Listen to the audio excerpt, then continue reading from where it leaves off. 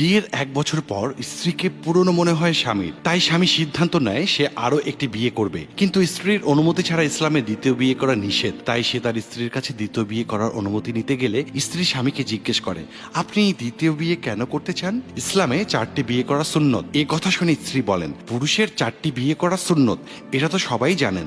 আর লাফাতে লাফাতে শুধু এই সুন্নতটাই পালন করতে চান, কিন্তু বাকি সুন্নতগুলো কি জানেন?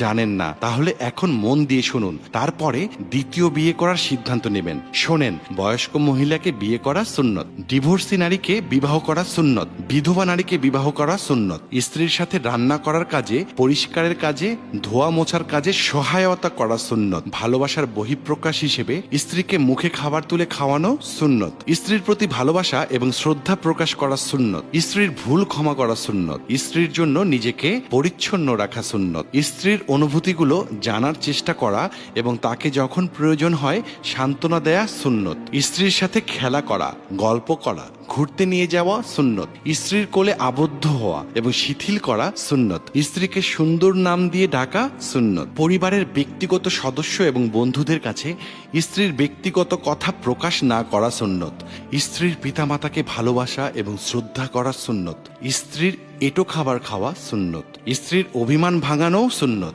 স্ত্রীর কোলে শুয়ে কোরআন তেলাওয়াত করা সুন্নত, স্ত্রীকে সালাম দেয়া সুন্নত।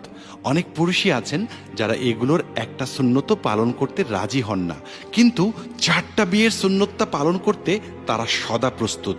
এখন তো আপনি সব হাদিসগুলো জানলেন, এখন আপনি সিদ্ধান্ত নিন যে আপনি আরো একটি বিয়ে করবেন নাকি 4টি বিয়ে করবেন। আর সব স্ত্রীকে আলাদা বাসস্থান, সমান অধিকার না দিলে কিয়ামতের ময়দানে শুয়ে শুয়ে খোঁড়ায় খোঁড়ায় যেতে হবে আল্লাহর সামনে। পারবেন তো?